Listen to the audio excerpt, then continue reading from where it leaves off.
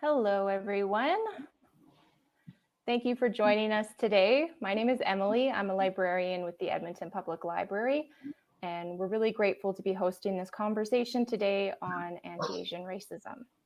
Although we are meeting virtually today, I would like to start with a land acknowledgement. We acknowledge that we are on Treaty 6 territory, a traditional meeting grounds, gathering place, and traveling route for the Cree, Saulteaux, Blackfoot, Métis, Dene, and Nakota Sioux.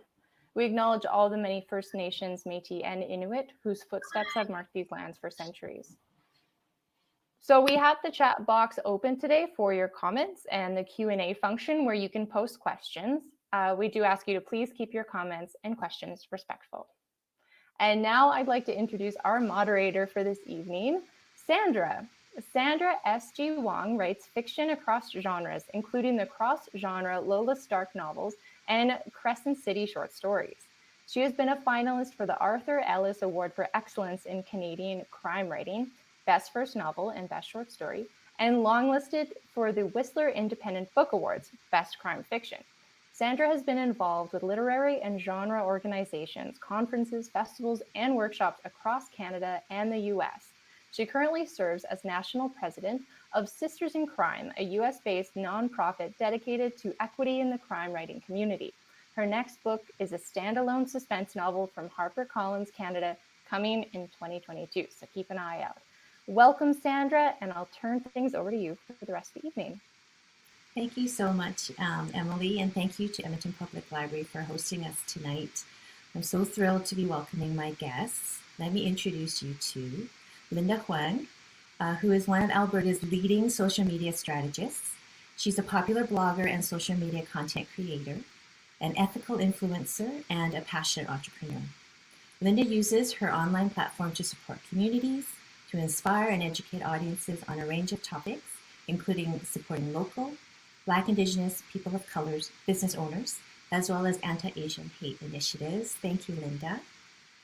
Next, we have Wing Kar Lee, who was born in Hong Kong and immigrated to Stony Plain, Alberta. Shout out to Stony Plain, with her family at the age of 4. She has lived in Alberta ever since. And Wing holds a PhD in neuroscience from the University of Lethbridge and is passionate about raising awareness about racial justice and social equity issues. Welcome, Wing. Thank you so much. And of course, last but not least, Raja Magay is a community activist passionate about gender parity, anti-oppressive and anti-racist efforts. Raja currently works as a research and policy advisor for a local city councillor. She's the vice chair of research for Parity YEG and co-founder of a peer support group for racialized women in politics called Political Divas. Divas is in all caps. Please make a note of that. And welcome to Raja. Thank you so much, all three of you, for joining in this conversation tonight. So if you've noticed my eyes going off to the side, I'm just reading my notes because I have my laptop with the camera and my other screen with notes. I promise I'm not on Twitter. So let me start by framing our conversation a little bit for everyone here tonight. So tonight it says it's a conversation about anti-Asian racism. So this is an inquiry into racism against Asian people, but it's by no means limited just to our local geography, right? So tonight's conversation is about Asian people, but I just want to point out that Asian people, quote unquote, we are not a monolith. Asia is enormous, right? Of course I looked this up. In terms of landmass, Asia as a continent is 44.58 million square kilometers of land, as opposed to North America, which is around 24 million square kilometers. So it's massive. There are 4.4 billion people who live in Asia. That's about 60% of our global population. This is from 2016. As opposed to North America, where it's 565 million. So those of you in the audience who are great with calculators, you can calculate that difference, but it's quite a lot.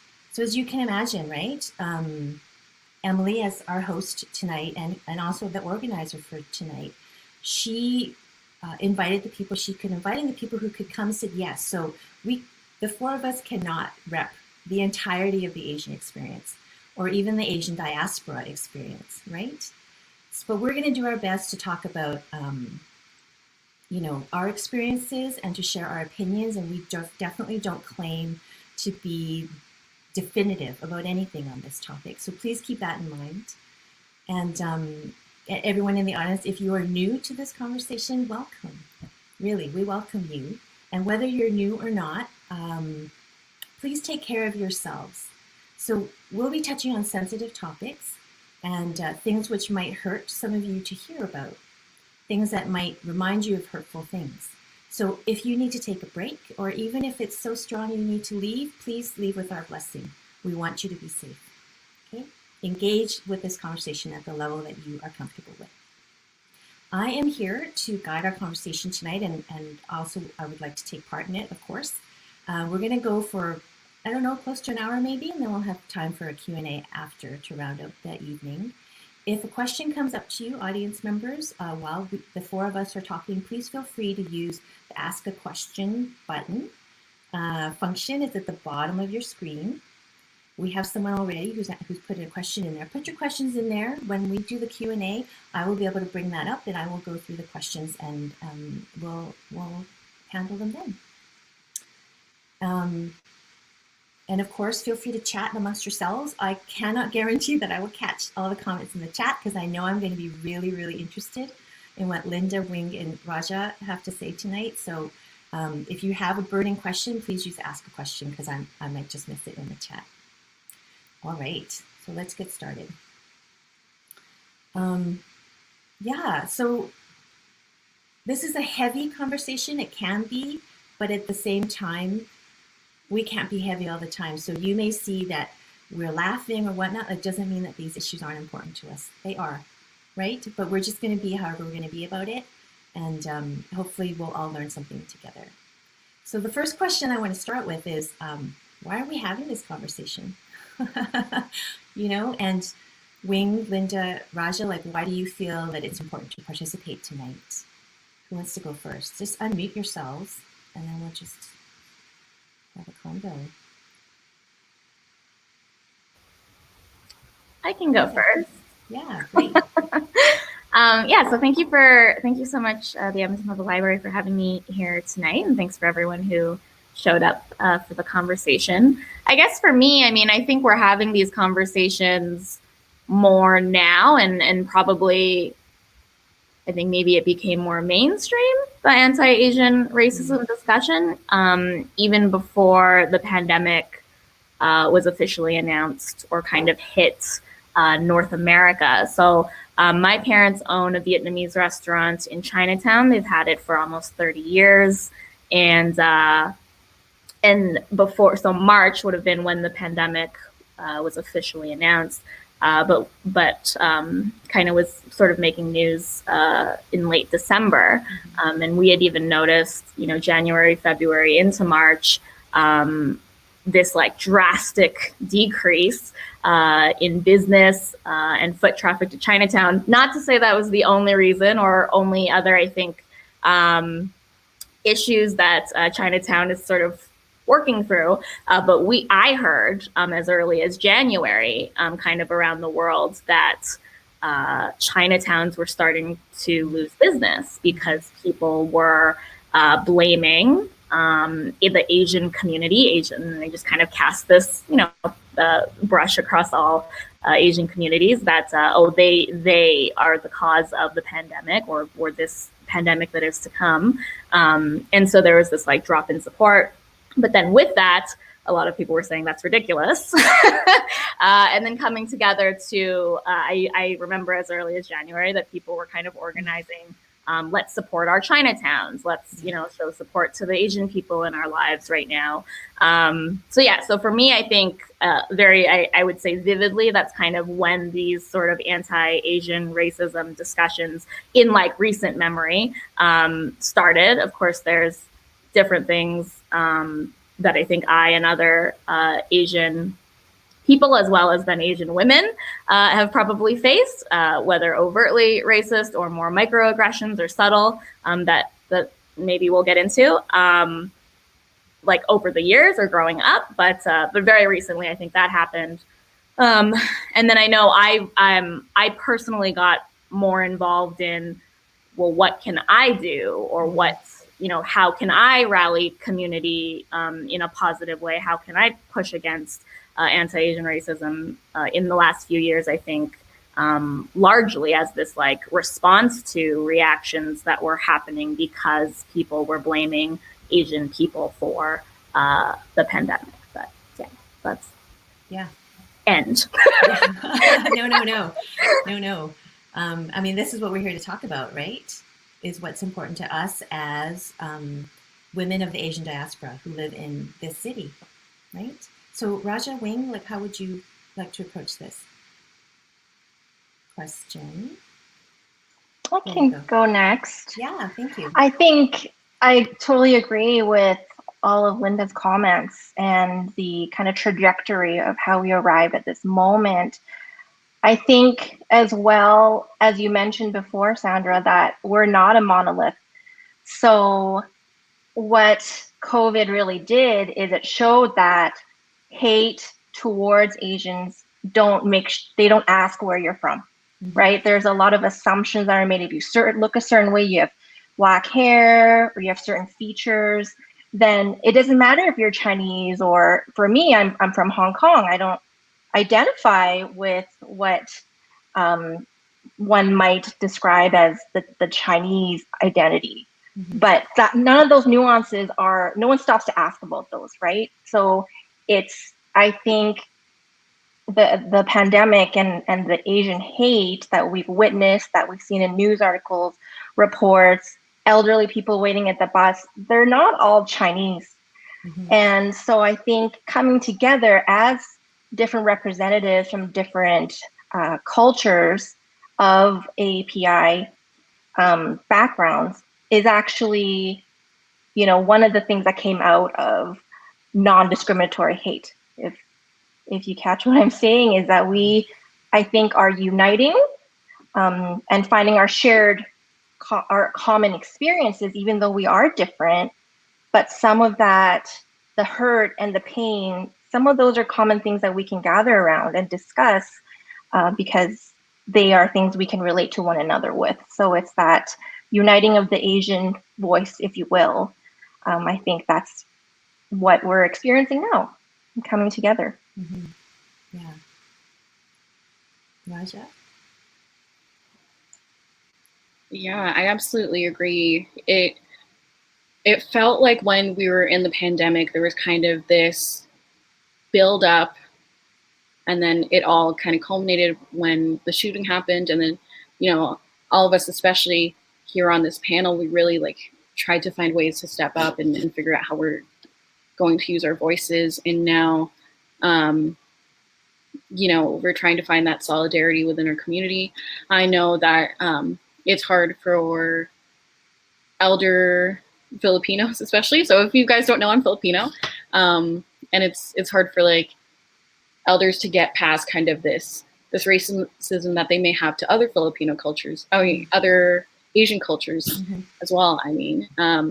Sometimes there's this divide, but we need to break that down and learn kind of these shared experiences that we're all shared in together. And recently I've been unpacking a lot of my own experience as a Filipino woman and as an Asian woman. A lot of the traditional expectations that have been put on us were brought through colonization. When we were colonized by the Spanish, that's when religion, that's when these Eurocentric values came in.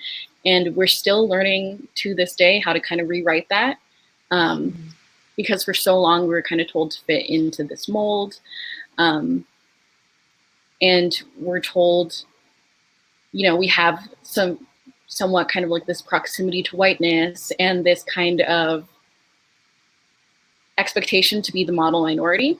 But yeah, we're still treated as others. We're still facing hate and racism. So it's not getting us anywhere. This myth of being a minority isn't getting us anywhere. And it's really important to have these conversations. My family has been here since the 90s. I don't even remember when. So I was born here, second generation immigrant, and there's definitely this disconnect that I feel, because it's like, oh, I'm not fully Canadian, not fully Filipino, but in someone else's eyes, they see Asian, and that's what they'd probably see with all of us. They'd lump us in together, and I think it just going forward, there's this big movement happening that we need to harness, and we need to figure out how to band together and kind of rally together. And that's why I'm so excited for this conversation. I've been doing a lot of learning, and I hope that all these people who are joined in today can give us all their thoughts on how they've been feeling as well. Yeah. So there's so many points from what the three of you have said so far. So let me tease out one or two for now. One of them is the idea that Asian Canadian, let's say, is like a political identity. So almost like in the 60s in America, they create, a group of activists who were Americans of Asian descent. They created this political identity called Asian American. And we have the same thing because, as I said, like, we are only 4 of us in the Asian diaspora. We don't have any rep from the South Asian Canadian community. We don't have any rep from the so-called Middle Eastern Asian community, right? Because most of the countries that we consider the Middle East are part of Asia. They're Western Asia.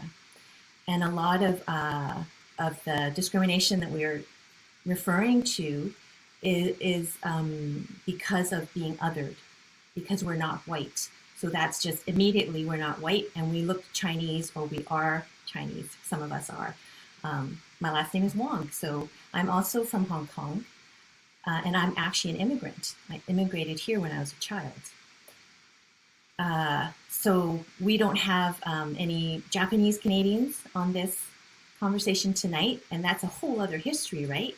I have friends whose Chinese families have been in Canada for generations, whereas my children are like first generation, and and they have their own thing because they're biracial. So there's just so much going on. So as a political identity, right? One of the questions that we have, I think all of us, because we are activists to differing degrees, is how do we support? How do we find community? How do we support our community? And what is our community, right? And that's a big question. Our community covers so many different possibilities. One of the things that came up for me recently reading, different sorts of media is the violence against Pakistani Muslim Canadians. They're also part of the Asian community. And I have seen posts on Twitter, for example, and for all that people call Twitter a trash fire, a dumpster fire, etc., and a garbage platform, etc., at the same time, so many of us are on Twitter because historically we come from groups who have been historically excluded from, having a platform. So that's why I think so many of us are on Twitter, because it allows all of us to say something, right? So anyway, I've been seeing a lot of comments from the Pakistani Muslim community saying, where's all the support for us? Why aren't people rallying for us, right? And I think, Raja, that touches on a little bit of what you're saying about being from the Philippines and having this, there's almost like a class system within the Asians. And I think it's related to something that it's called colorism. It's about the color, the shade of your skin, and how close one is to white, or how far away one's skin is from white. So, I mean, who wants to speak about colorism, and how that impacts, right, our community? Raja, I see you're unmuted, so it's you. I was like, oh. Yeah. So I've actually, kind of dealt with colorism within my own family. It's summertime, I'm getting darker. And I'll get comments about that, like being more tan. And in every single culture, I was talking about this with a friend of mine. She said that in every single culture, there is a derogatory word for someone who is darker skinned. And that's in every culture, and that just speaks to how much colonialism, to how much colorism has seeped into our own spheres, our own societies. We associate this darkness with labor and working in the sun in the fields all day. We associate it with poverty. And I found that when I was younger, I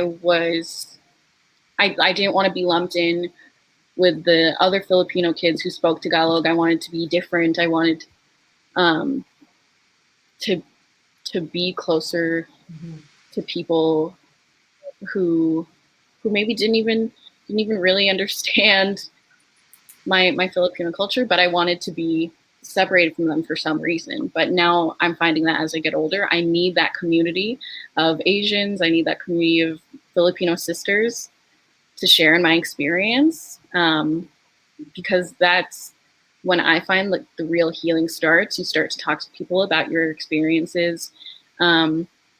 Especially I find as like a Filipina, I found that sharing my experiences and sharing kind of the values that have been imposed upon me is really, it's really healing and really worth those conversations. And it's good to unpack that. And it is interesting because, you know, my name is Raja. It's not really a Filipino name. Neither is my last name. It's not a Spanish sounding Filipino last name. And then, so, you know, when I interact on Twitter, and I'm sure some of you also get this, people will kind of be like, well, why are you always making it about race? Why are you always talking about race? It's like, it's not that I'm making it about race. It's that it's always a part of my identity. It's something that can't be wiped away. That's an option for some people. It can be wiped away. But for me, you know, like in political spheres, if I look around a room and I don't see anyone who looks like me, it's blatant. It's in my face. And now I find it's campaign season for the municipal election. There are a lot of Filipino people in Edmonton, a lot of Asian people in Edmonton. People are going to start tokenizing us. People are going to start pandering to us. And it's going to take a lot for me to not be like automatically mad at that. So I hope to see people, you know, like not just using us and tokenizing us in that way, but I want to see them listening to our community and identifying the different complexities and nuances within our communities, because we aren't a monolith, and even politically we aren't a monolith. We all don't think the same way. We are on a spectrum. Yeah. I wanted to bring up a personal anecdote, and before I go into it, I want to really stress that I adore my mother. I really do. I'm sure some of you already know what's coming. So I spent some time in Thailand many years ago, and I grew up in Canada. And of course, when you grow up in Canada, you're supposed to tan. Everybody wants to tan. But if you come from an Asian culture like mine, and you do get a tan as a young woman, you come home and your mother will be horrified, as mine was. She was horrified. I came back and I was, you know, quite dark. And literally first thing she said to me was, "What have you done to yourself? What have you done to yourself?" She was just, you know, because I was too dark. So it's hard not to internalize that shit. Pardon my language. But you know, that's what we do. I think, having grown up in a culture that is basically a white supremacist patriarchy. This is what Canada is. This is what America is. This is what the UK is. The king of colonizers, England. But we are taught to internalize these standards, right, of value. I'm not even going to say beauty. It's a standard of value, right? And a proximity to whiteness. So Linda, Wing, I would love to hear, you know, your opinions, your thoughts on what we're talking about right now in terms of colorism and stuff. Wing. The tanning thing still happens. The commentary from the parental figures, and my brother actually gets it because he tans very quickly, and he's outside more and more active. So even in our 30s, it comes from within, right? It comes from the family, comes from the people that are your protectors and your parental figures. So I don't know how you don't internalize that when even as adults, that's sort of the messaging, you know, that being darker, but by like natural, right? Like exposure to the sun, just going outside. So I think having grown up in a largely white community and in a more of a rural setting, I think unpacking how that affected me as a child is an ongoing process. I think until recently, we, you know, for coping, for survival, I think the proximity to the community around me, the physical community, were mostly white people and white children. And so you adopt so many of what the local society tells you, right? Or so that you don't get othered, so that you sort of don't run into those, well, where are you from? Those microaggressions, or it always comes down to food. In my memories, it's like food oriented, right? Like the food you can get at a Chinese restaurant is the names that I get called or referenced. And I think in our adulthood now, it is acknowledging that those are the things that you were trying to navigate as a child without the language of what was happening, right? It's automatic almost, and it's unlearning those biases that you heard within your own cultures, within your own homes, but also at school, also at the places that you worked at and in your community. And I don't think it was until I went to university in Edmonton that I met other Asians. Honestly, I think, and you don't realize that because there was maybe like one other girl of Asian descent, but then you also didn't want to be like just friends for that reason, because other people would be like, well, you should know her, and you're like, but I don't know her. Like, it, you know, there are more people in this town, so it's this attraction to, but also the rejection from, and it's that paradox that we fight because we don't want to just be seen as the Asian one. You want to be a part, you want to belong, but it's also understanding the value that our Asianness is. And I think I'm still grappling with that even as an adult, because we all want a sense of belonging, but we don't want to lose ourselves to just, right? Like I guess the word is being, or losing our identity for the sake of belonging within a largely white community. Yeah, I think there's like so many different directions that I wanted to go as everyone was talking about things, and like so many things have popped up. So actually, I was doing some work in Medicine Hat, Southern Alberta, not long ago, and I was outside taking pictures at this landmark, and then there was this older Caucasian kind of family that was also there taking pictures, and then started making small talk, and then they were very friendly, and then the man says, "So where are you from?" And then I was like, "Oh, I'm from Edmonton," because it's like, okay, you know, you're traveling, you're obviously tourists. Where are you from? So I was like, "I'm from Edmonton," and then you think that would just be it, and then he was like, "Okay, but where are you from?" and but that just happens all the time. And so at that point, it actually flashed in my head. I was like, should I, like, you know, make this awkward for him so that he knows that you shouldn't say that? And you're basically by asking me twice where I was from and not just ending it at, oh, you're an Edmontonian or you're an Albertan, that you're saying, but you're different though. You know, that you're obviously not actually from here. But I decided I didn't want to spoil anyone's, and then that's a whole other layer, is that I feel like for too long, like Asians or minorities have been quiet, or you know, we choose to be more polite, or, you know, we because that's what we've been taught that we should be, or that we shouldn't cause conflict, or that this isn't a big deal. So I think those things I'm still grappling with. Is that I want to speak out more about things, but then I'm also like, oh, but it's uncomfortable for everyone.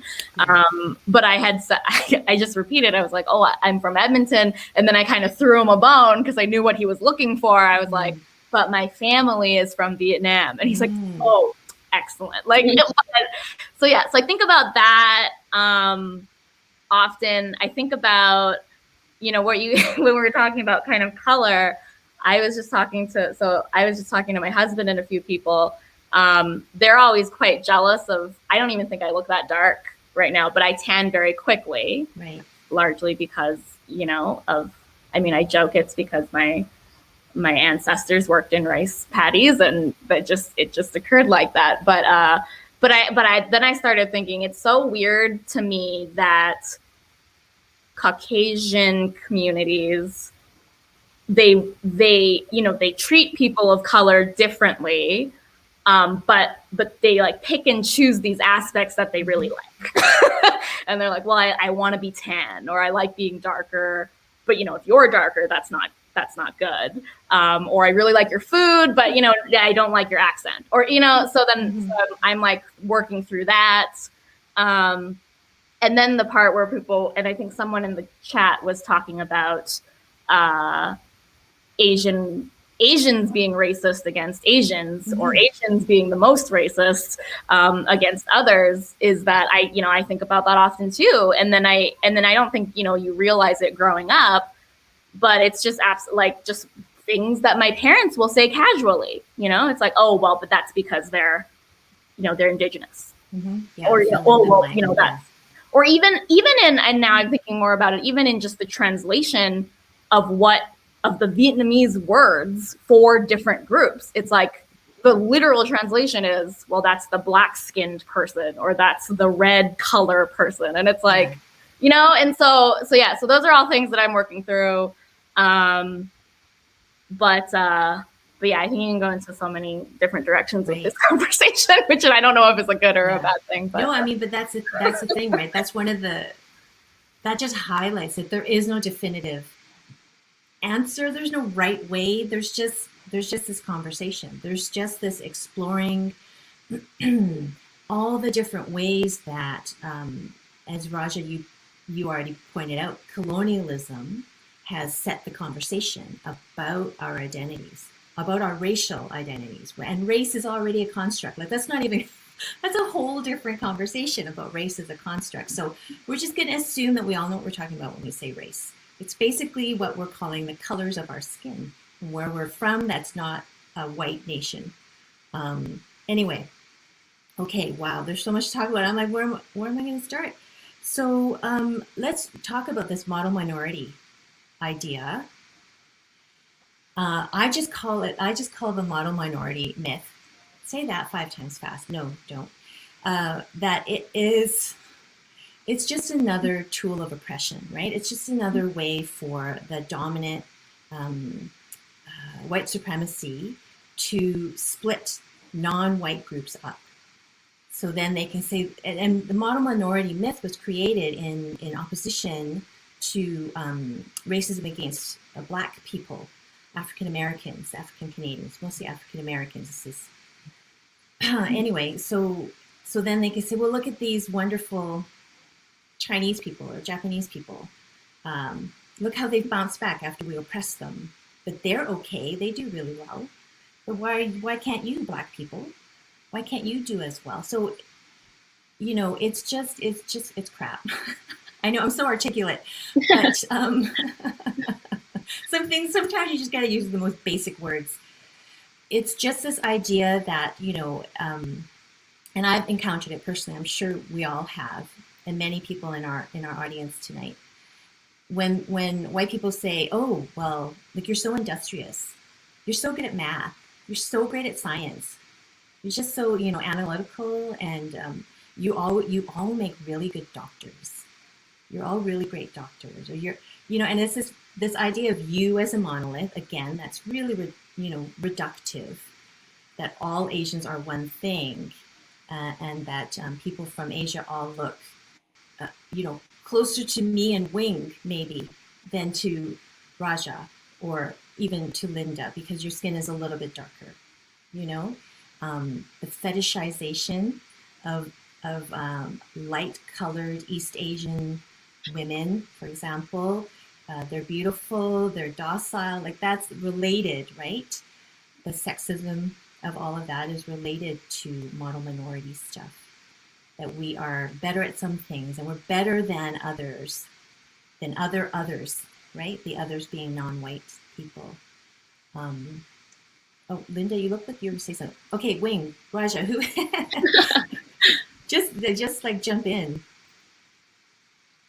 I felt like, probably in all of our youths, we were pressured to be the academic type, or gravitated towards that because that's what our parents told us. It was kind of imposed upon us that, if I work really hard, then I can be successful. How well you did in school equated to how successful you would be in life.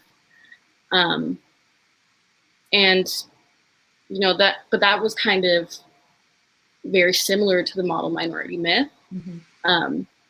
And it's like you mentioned, it was kind of this contrast to other minorities and being like, see, if you work hard, you can achieve as much as these people, which is terrible. Well, and then also it totally overlooks or sort of like skips over the fact that the system is not made for people like us. Yeah, absolutely. It's not made for people who are Black or brown, right? It's Mm-hmm. made for certain other kind of person.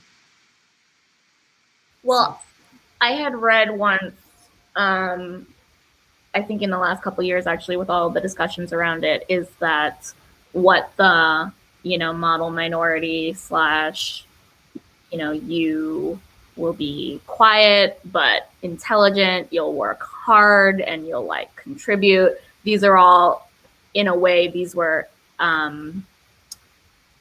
how we will accept you being here.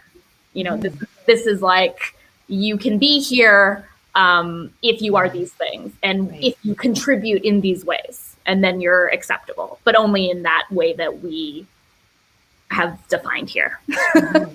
Yeah, and I thought that was really that's stuck with me, that I think about sometimes. Yeah.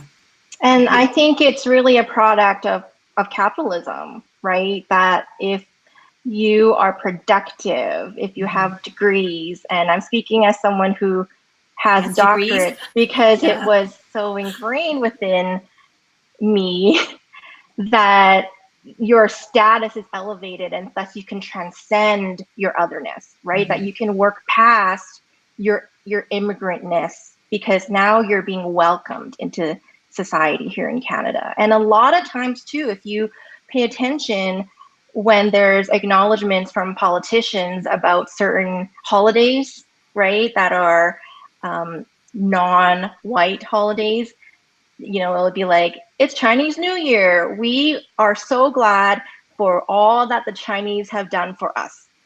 And so it really centers around our output.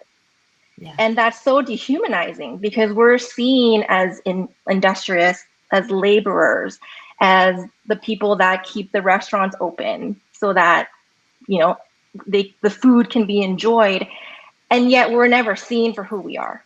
I think that's a way to keep us also apolitical, the model minority myth, because we're just supposed to be nice minorities. And if microaggressions are done onto us, it's not expected that we make a fuss.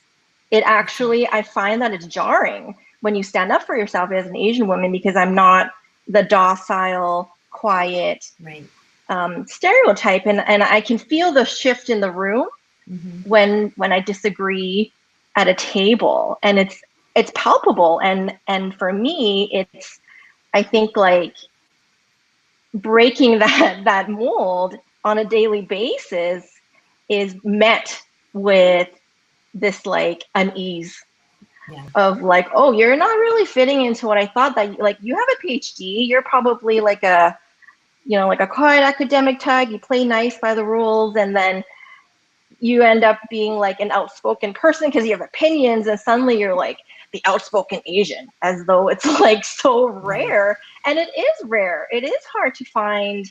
For me, when I was trying to find people that I could relate to, like Asian women who have gone through the traumas and the racial cuts that we've endured through our lives, I don't think there are a lot of coverage in the media. And I think that's why conversations like tonight are important, because it is hard to find the representation or someone that looks like you in those spheres of power where decisions are being made, where change is being made, because it just doesn't get the coverage. So yeah, I think the mono-minority myth is used to divide. It's to divide us from other racialized people, other BIPOC, but it also is to keep us quiet, because there is a lot of power in coming together to move the status quo, and that would mean change. So it's a tool to, I guess, keep us like down here and working, keep our heads down and produce. It's really interesting that you talk about capitalism, because we are pretty much seen as commodities. We are seen as workers, and there are even agreements between the Philippines and the United States to get a certain amount of workers into the United States per year so that they can keep, we really are seen as a resource more than as people. There are a lot of Filipino nurses that have been on the front lines, especially with the pandemic. And then I think about the fact that there's increased hate towards them. A lot of Asian doctors, and it is hard to think about that, because it's like I'm giving so much, but I'm not getting respect and dignity in return. Yeah, because that's not been promised us, right? So I think one of the things that ground our experience is colonialism makes the relationship between the colonizer and everyone else extractive. So what can they get from everyone else, right? The colonizer looks at what can they get from these people from this country, those people from that country. And when we immigrate to a country like Canada, I find it very interesting always to compare how Canada has used multiculturalism, the formal policy, versus how the United States has used assimilation as their formal policy. But really, what's the difference? What do you think the difference is? Is it just softer, gentler? Is it stealthy? Like, what are we talking about here? Because ultimately, it's the same. When you were talking about the Linda, about how people, they want certain things, like they want the food, but they don't want the people, or they want a certain kind of fashion when it comes to, Black culture, but they don't want attitude or whatever it might be. Again, it's that extractive relationship. They want to pick and choose, right? What they think are the best parts.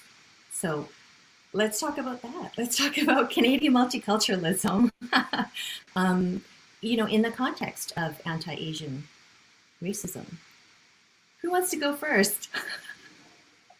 I can go first. The first thing that comes to mind whenever that is brought up, that multiculturalism is hinging upon this idea of tolerance, of we are a tolerant country, we're a nice country, but in no way does that touch on the structures of inequality, right? Multiculturalism is a nice sounding word, and it is soft, but in being multicultural, what are we upholding?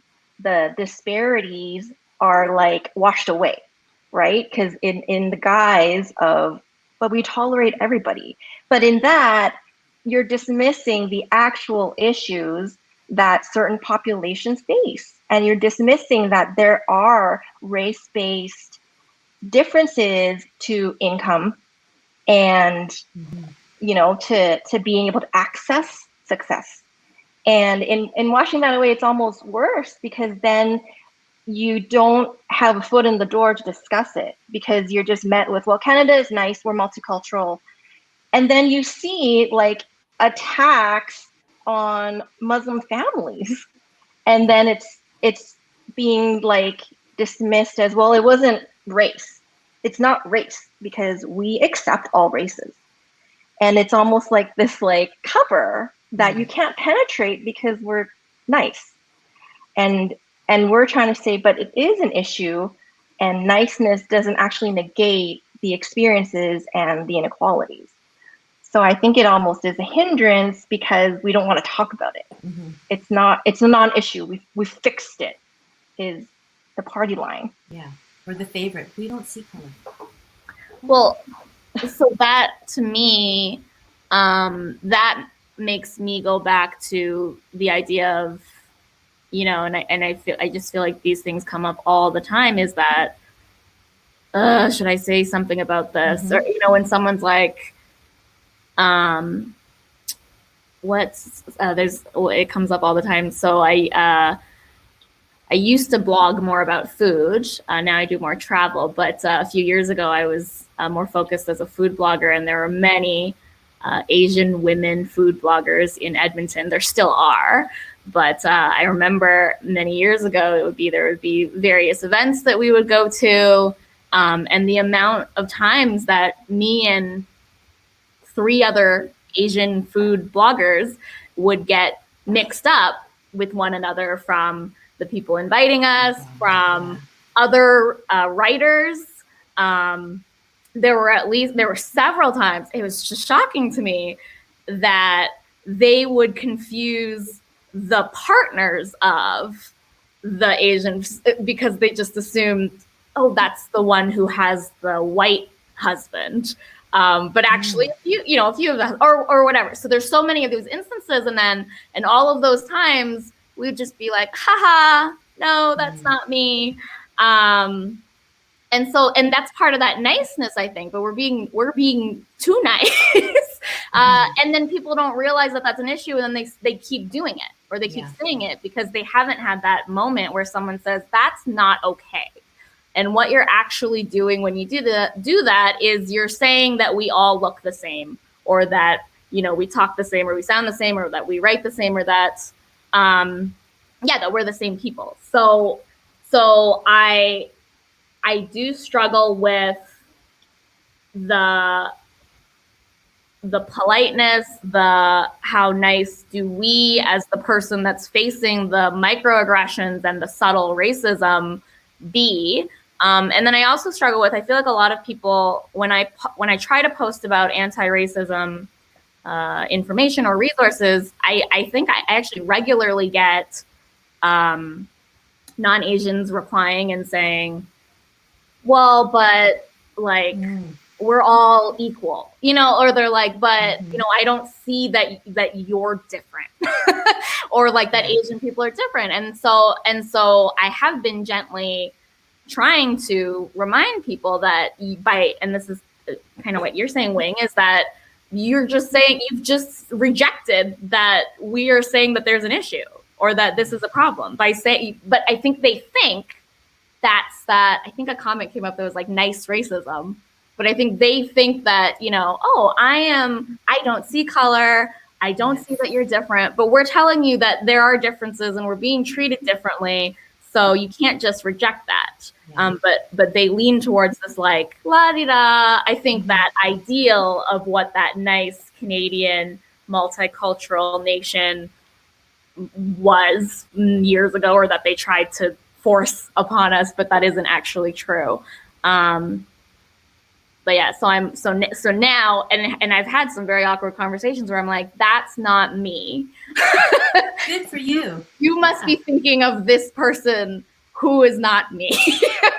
Good for you. And I think we need more of that now. So like sort of rejecting that.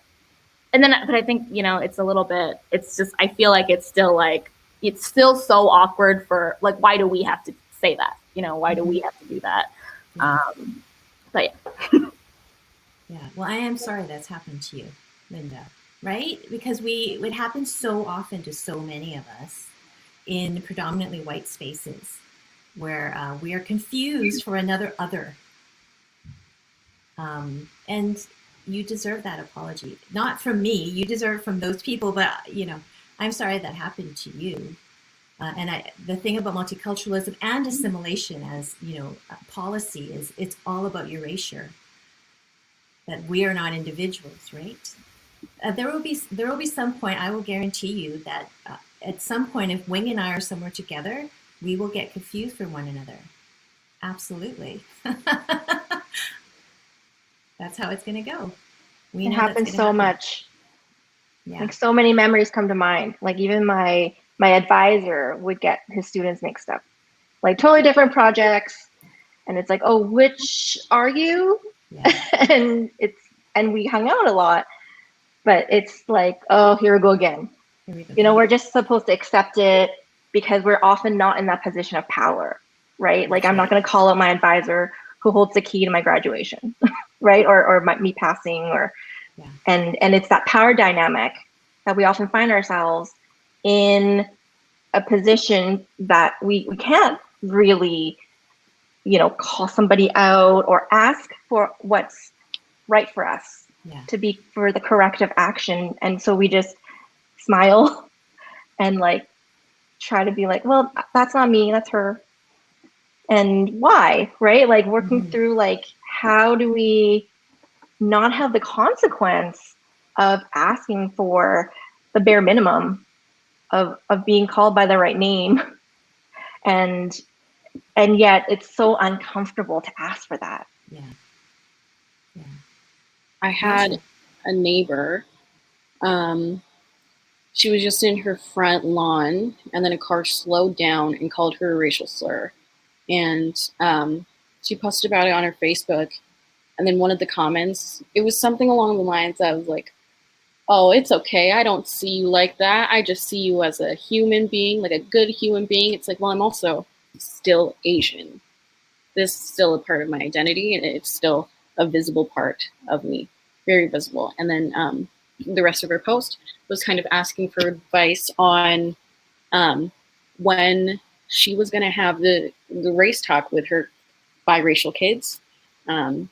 They're half Asian, half white, but still pretty visibly Asian as well. And that's something I think about, when I want to have kids one day, or if I, have a daughter specifically, like how to talk to her about any experiences she might face as an Asian woman, or even if I, like had a younger sister, how to talk to her about that. I think of my younger self. I dated a boy when I was probably like 17 or 18 who dated mostly Asian women. And I did not see that as a red flag at first. I should have. It should have been. Because eventually I learned, and it did not just happen once, it happened again with another person, where they were kind of like drawn in and being like, oh, you're so exotic. I think Asian people are so hot. It's like, okay, cool. It's dehumanizing. It bunches you in with people, and it also makes you, almost jealous, and it's like you're on guard of other Asian women. You see them as a threat, when really the threat is whoever is the person that is lumping you together and causing this friction. And after that, I had to really put in the work to see these other Asian women as my sisters, and to not see it as like a threat anymore. Because before, that person made me think like I was like insecure, that I was replaceable because I was just another Asian woman. That's the way the system is designed, right? That we are interchangeable, that we are not valued as individuals, but as a type, an exotic type, or whatever type. So just really quickly, because I don't want to stop. Anyway, microaggressions. Let's talk about that. And so I don't necessarily. I've seen a lot of things, whether it's, you know, Twitter conversations or other events where Black, Indigenous, and people of color are pretty much asked to put their bad experiences on display. It's a version of, you know, what can be called trauma porn, that for us to become human, we have to demonstrate and show how we've been hurt because of our otherness. So I'm definitely not interested in that. I don't want to do that. I don't want to participate in trauma porn for anyone. At the same time, microaggressions and worse are a normal part of our lives. So one of the things I wanted to really point out is it definitely is always a calculus for us, each of us. Like, do we say something this time? If I don't say something this time, what will that person think? That they're going to keep doing it to someone else? They're going to keep doing it to me? So it's not just the impact on us individually, but it's also about, are we safe to say something in that moment? And that's something that I think some people don't really understand about they say, well, you should just stand up for yourself. You know, when you tell friends who've never really experienced microaggressions and they're like, why don't you just stand up for yourself? And you're like, because I didn't know if it was safe. You know, it was 2 against me. I've had in professional conversations, I've had people gang up on me, right? In a predominantly white space. And they're telling me that my experience is not my experience. And I'm like, what do I do? Again, it's that power imbalance, inequity. And I purposefully choose the word equity, inequity, rather than equality, inequality, right? Because equity is about fairness and equality is just about sameness. And I don't think that we're interested in sameness, because whether we're Asian, different kinds of Asian, whether we're disabled, whether we're queer, whether people are Black or Indigenous, etc., it's about being honored as individuals rather than, being erased as part of a monolith. So with microaggressions, you know, what would you want? What would you want your allies to do in that moment? Because sometimes to me, it feels like it doesn't matter how often I say, please don't do that. Or how often I tell someone I'm from Edmonton. I've had that too. And I had someone ask me that, Linda, while I was out on a hike with my children who were, 10 and 7, maybe 8 and 11, somewhere around there. And they're biracial, as I've mentioned. So the person said, where are you from? And I looked at him and I said, Edmonton. And then he, of course, second question, right? No, really, where are you from? I'm from Edmonton. You know, and then my husband stepped in and was like, yeah, we're just going to go now. It's fine. We're going. We're leaving. So that touches upon your pondering, Raja, like, when do you talk to your children about it? As soon as possible, when they're young. My kids were experiencing racism in elementary school. So that's when we talked about it. One of my children can pass for white and the other does not. So that's a very interesting conversation as well. And the one who looks more Chinese, he has routinely been confused with one of his best friends who is also biracial and looks more Chinese. So, and these children look nothing alike. Nothing alike, right? So that conversation happens as soon as it comes up for them. That's my opinion as a parent. Yeah. Anyway, so back to the question. I know I'm just going all over the place, but back to the question, like, what do you want your allies to do in that moment when there's a microaggression happening? I think the first thing, if you're lucky to have an ally with you, you're not alone, is to acknowledge what that is. Mm-hmm. I think once you give it a name and once you address, hey, that statement is actually this, because it's the denial. It's the wall of denial that we're constantly met with when we're trying to convey how it made us feel. But usually, for me, I get put into this like fight or flight, and I'm not articulate because I don't know why. I'm still shocked to this day when it happens, but like a part of you, it's that protective, right? Like that like cocooning of like, okay, like this is uncomfortable for me because you've othered me. Mm-hmm. How will I be harmed further, right? So I'm not in an articulate state usually. I think I can work on that. I think that's something that once you like depersonalize. But if you have an ally, the first thing is just putting simple language to it is like, hey, that was actually not okay, or bringing it up as you need like a third party to validate it almost on your behalf to that person who delivered it. And then from then on, I think you have to gauge what the reaction is if you want to continue further, provide education, which shouldn't be our burden, but that's like another story, right? That's like another layer of why racialized women need to like do all the work to break down the racist structures. But yeah, I think case by case basis. One time I was by myself. I had my daughter with me. I just was visiting home, and very quickly you talk about, oh, where you've been, like what have you done? And I say, well, I just graduated with this degree. And the first thing that comes up is, that's so Asian of you. Like, of course you have a PhD, like that's so Asian of you, those exact words. And it was not a person that I would want to continue a relationship with anyways. It was like, I knew you in high school, but let's part ways. So based on the relationship, I think addressing that looks different. Yeah. If it's just a passerby and you're like, thanks for completely dismissing all of my efforts as just me being Asian, right? Like, thank you for that. Let's never see each other again. But if it's somebody that you have a ongoing attachment to, I think it might look different. Yeah. Yeah, it's a great point. So something that I'm working on with two friends from Calgary,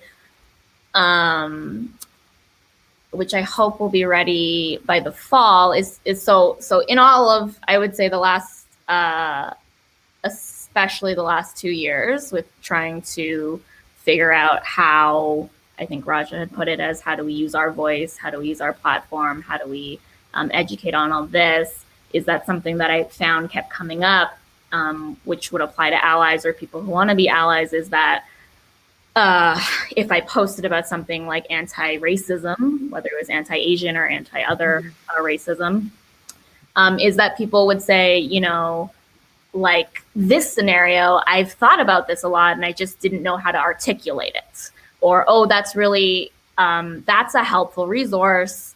I have always wondered, what do you say to someone who says something like this? So we kind of took that idea, and then to what Wing is saying is like, oh, okay, so like the Asian, like we have to do this work in order to educate everyone. But then at the same time, I'm like, well, like I hope that once we do that, let's say beginning work with the foundation laid, and people then, true allies or people who truly want to support and help, will then take that and continue the work on. But so what we're hoping to do, that we think would be, you know, it's like tangibly something that can help allies and also even just, I think, people of color who aren't sure how to, I think, articulate. And that's where I think maybe that cocooning happens in some ways, is that, oh, I don't know how to like quickly reply to this, or I don't know how to properly convey my feeling, or the explanation, or like, and I think there's maybe this fear, and I had it as well, is that, oh, well, I don't want to say anything about this now because if they kind of push a little further, I'm not sure if I have all the right facts, or if I have all the right points that I need to like throw at them to get them to shut up. So this thing that we're working on that I hope will help will be related to that, is that, you know, how do I reply if someone says this? And this is not necessarily new. Like you know, someone can go online and say like, well, what does it mean when they say all lives matter, or whatever, right? Or how do I like reboot that? But that's kind of the feedback that I kept hearing, is when I was posting about these different anti-Asian statements or resources, it was, Oh, that's a really great way to respond to that. And I find that maybe a lot of people's hesitation, or at least with like allies as well, is that they want to help, but no one wants to feel also like stupid, or that they don't know how to properly say what it is that they want to say. So so I find that, so I think that's important. And I mean, I think it's unfortunate that the people that are facing those types of aggressions or racism have to be the ones to, also then say, here's how you can help us. But I think we're supposed to carry pamphlets around. Here you go. Yeah, exactly. You jerk. Yeah. But I do think that helps, is that when people know how to properly articulate why it's wrong, then they'll be more confident in doing so. And then hopefully you'll create a community where people will not be afraid to stand up against or speak out against small or, very big bad things that people say. Yeah. So I'm going to put in the chat, because what we're talking about a little bit is bystander training of a sort, right? So here's something that I saw, a local bystander training initiative. So they filled up, and they're not, they don't have a class immediately, but I think they have a Facebook page or something. So if you follow them, or you check the page in the story the news story that I just chatted, you can find out when their next classes are. So bystander training is a great way for everybody, whether you're, a Black, Indigenous person of color or whatever. If you see something, it gives you the tools to do something, right? So I know that we have not even, we've only touched the iceberg of this topic, but I do want to move on before we do the Q&A, is some ideas on how, we've already talked about, how can people learn more or do better? What are some things, that you would suggest? Raja, we haven't heard from you in a while, so. When it comes to kind of, that bystander intervention, it's one thing to kind of learn the language, learn what all this means. It really comes down to how you apply it. The people who are, using these microaggressions, it's not good to respond with heightened anger, even if in the moment we'll be angry, because it could escalate and it could potentially get dangerous. You don't know who these people are. But it is good to have that initial call out or call in. But if in the moment you're alone and you don't want to say something, you don't have to say anything just yet. It is something that can be scary, and you can absolutely just take a moment to think on it and consult with your friends. Is this someone who's actively in your life, or is this somebody who you're never going to see again? It takes a lot of, it's sad that it takes a lot of reflection on our part, but it's also about protecting your own energy. And that's specifically for racialized people, or maybe even women in the workforce who are getting misogynistic comments. I follow this organization called Social Stride, which is specifically about online hate. So anything that you see, on social media that is racist or is a microaggression, you can report it to them, but they also have resources on, what to do as a bystander as well. They just posted a video on it, and they have other resources like that as well. It just takes, a first step, and you can do the work by reading a lot, asking questions, watching videos on why, these interactions are impactful and why we need to call it out. And especially for the people that are in our circle, we need to call them in to tell them why and to maybe open their minds a bit more. Yeah. So Linda, I know that you had mentioned to us in the prep running up to this that you're involved with Stop Asian Hate Alberta and Stop Race-Based Hate. Do you want to talk a little bit about that now? Yeah, I mean, it's not, I would say, like a big operation or anything. So I had sort of alluded to, or I had mentioned my two friends from Calgary, Jesse and Carmen, and it really just started because we were texting each other, horrified about the shooting, or that, what's going on, or why is this happening?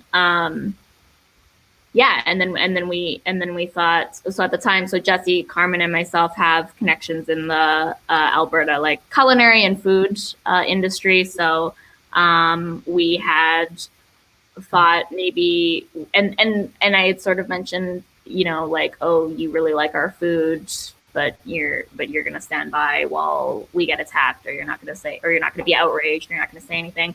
So kind of that conversation was happening. So we got together and got different Asian-owned owner or head chef restaurants across. Well, it was in Edmonton and Calgary. We can do a better job representing rural locations maybe next time. But we basically just got everyone together to kind of, not like a pledge, but just to kind of come together in this, we thought or wanted it to be this kind of powerful statement that also tied what was sort of happening across Canada as well as in the States. I mean, even at that time, we were learning that hate crimes in Canada against Asian Canadians had increased in some cities like Vancouver and in Ontario. I think the stat was like over 600%. And so that was very eye-opening for us, but we wanted, we thought we should say something, or we should do something more collectively. So the first thing that we had done was sort of the chef sort of community collective statement, kind of standing in solidarity against it. And then we were able to put together some free virtual self-defense courses. We partnered with an Edmonton Taekwondo studio. And so they volunteered to lead some self-defense classes for BIPOC as well as allies. So really anyone. We weren't saying, if you're not BIPOC, you can't attend. But yeah, and then this sort of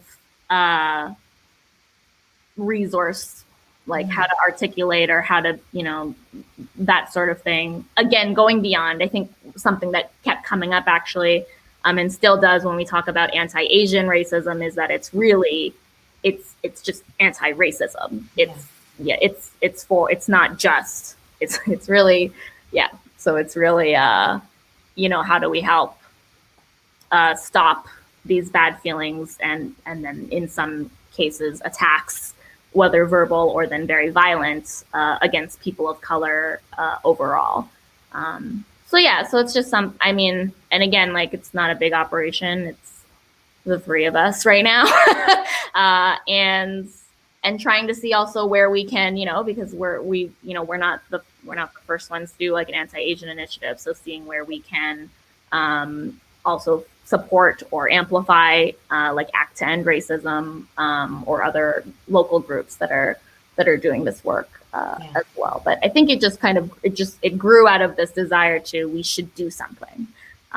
We should try to use our voices to do something. And I think that's also something that everyone can probably take away, is that, you don't have to have a ton of resources. You don't have to, be specialized in like whatever it is. It's like, if you want to, if you have that desire to help, or you feel that this is wrong, then find a way that you can take an action, whatever that might be, that can kind of contribute to, ending racism. Yeah. So, because I want to get to the questions, but just tagging on to your point, Linda, about it's just racism. We are fighting racism, period. So one of the questions we didn't get to, unfortunately, was how we situate our community activism in the larger conversation about anti-Blackness, anti-Indigenous racism. So there's so much to learn about that. So I'm just going to chat a couple of links here. One is to the local Black Lives Matter organization, and the other is it's a video of Mumalak Kakach her farewell speech because she's leaving her position. She's not running for re-election as an MP for Nunavut. And it's an amazing video. So I encourage everyone to watch it. So I'm going to get to the questions. And let me just make sure no one's obscured. Okay, so I'll just go up here. So Fred has a question about, so how should that question be asked? Is there a curiosity, if there's curiosity about descent? I think the question is, where are you from? I think, right? Fred, can you say yes or no, thumbs up in the chat? Is that what you meant? I'm pretty sure. I just think it's not really a question you should be asking a total stranger. If you just met me on a trail in a hike, that shouldn't be the first thing you ask me. Because, I mean, why would you think I'm not from here? That's the question, right? And so it's just like if you're an acquaintance, sure, you're having a coffee, you're out, or you're a networking event or something like that, I think it's appropriate, right? It could be, but just like for it to be the second thing out of your mouth after hello, nice day, isn't it? Where are you from? That's just, so I don't know. It's up to each individual. Yeah, maybe I'm just in the chat. It could be that they want to relate to you, maybe. And so each individual, you can answer that however you want, obviously. For me, it'll just depend on that person's demeanor in the moment. It really will. So there's no right way, there's no wrong way.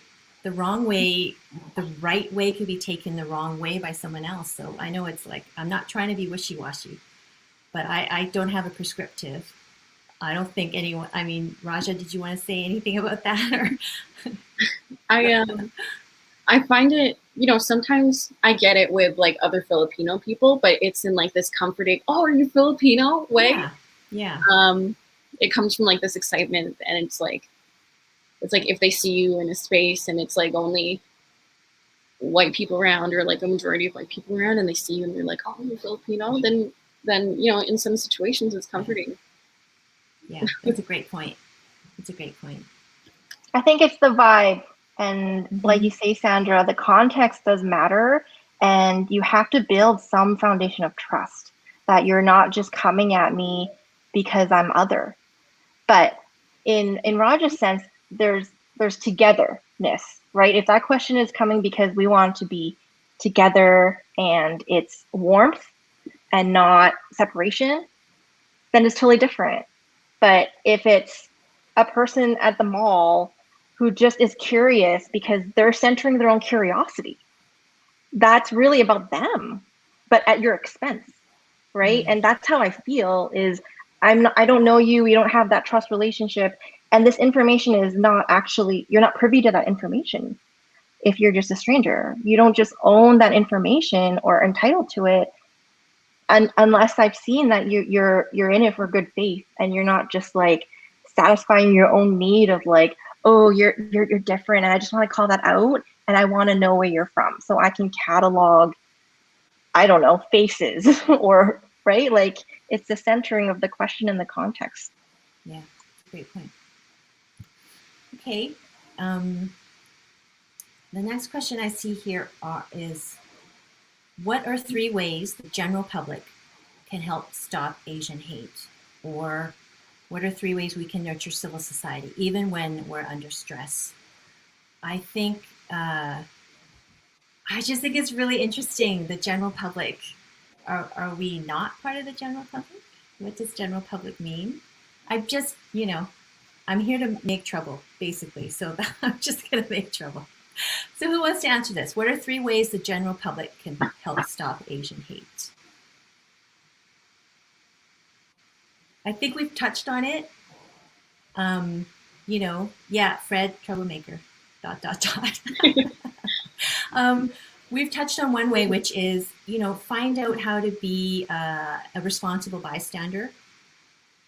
That's one way, and we've got a link up there. Or just, you can Google. Google is great. They're not paying me or anything. Google is great if you want to find some resources. Bystander training, there is a an organization that's based in the States called Hollaback.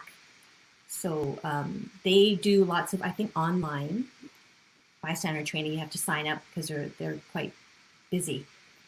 But just Google bystander training and you can find things. You can even specify like, racist, anti-racist bystander training. So another 2 ways. Anyone, Raja? Yeah, I mean, when it comes to general public, maybe it's just like people who aren't accustomed to learning about anti-racism. Mm-hmm. I find that, you don't have to completely throw yourself in if you're not comfortable, but it's good to read about stories about what's happening locally, to know what the climate is for people within your city and then in the rest of the world, what those everyday experiences are like. And I find that reading really does help,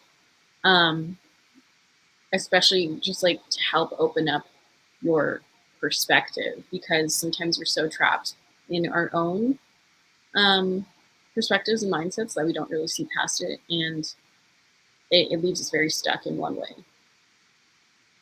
Yeah. My answer would be very general. This is the general public, but to listen. That seems so simple, but so many times when I've tried to share a story, it's met with talking, of trying to like minimize, or well, you just are overreact, right? Like that is a hindrance to progress if you're not actively like listening to the voices that are out there trying to educate. And there are voices from the Asian diaspora who are doing the work, and it's looking for those, it's amplifying those, but not necessarily always adding your voice, right? Like not adding your take. So I think the whole thing is really coming down to humanizing Asians, humanizing Asian women. And I think there are people sharing those stories. And as a society, I think we just need to find more of those stories. And as a whole, we can start humanizing us again. Yeah. I just have to point out that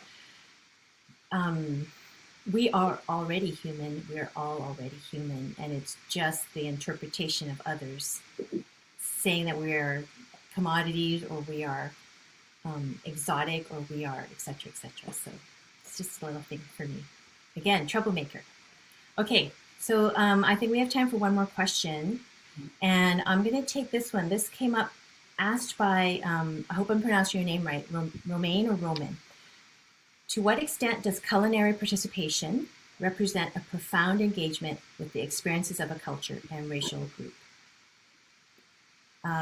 Could people partake genuinely in the culinary offerings of a culture, but be reticent when it comes to advocating for them when they are under racial attack? To me, framing it like this sounds like an either or, and it's not an either or. Any one person can partake in any other culture's richness, whether it's food, fashion, literature, media, whatever that is. So, and then the consumer, for lack of a better word, how much you want to engage with racial equity is entirely up to you. Entirely up to you, right? And what do you want people to say about you and your actions? If you say, I love Chinese food, and you don't stand up when you see anti-Chinese racism, you don't have to. You really don't have to. But if you're concerned about what it looks like to other people, then I think the first thing you should do is probably maybe do some more education on what cultural extraction looks like, as opposed to cultural appreciation. So appreciation versus appropriation is often the common dichotomy. So that's my answer in a nutshell. Anyone else? Yeah. Awesome. So I'm so sorry. We're at like 25 after the hour, and I think that we only have until 8:30. So Emily, if you wanted to pop back on, this might be the time to do that. I'm looking a little bit lost because Emily's not on the screen yet. And also Hello. thank you, Yes, I Emily, think I'll for jump in. yeah, thank you for putting in the links to library books available from your local EPL branch to learn more, because there's so much out there, so much out there, so many different layers, whether you are, you know, part of the Asian diaspora or you are not. There's so many things you can learn, and the four of us are all still learning too, as we've all said, right? So thank you for joining us and having us on this conversation. Thanks for shouting out those couple of links. So we do have some book lists.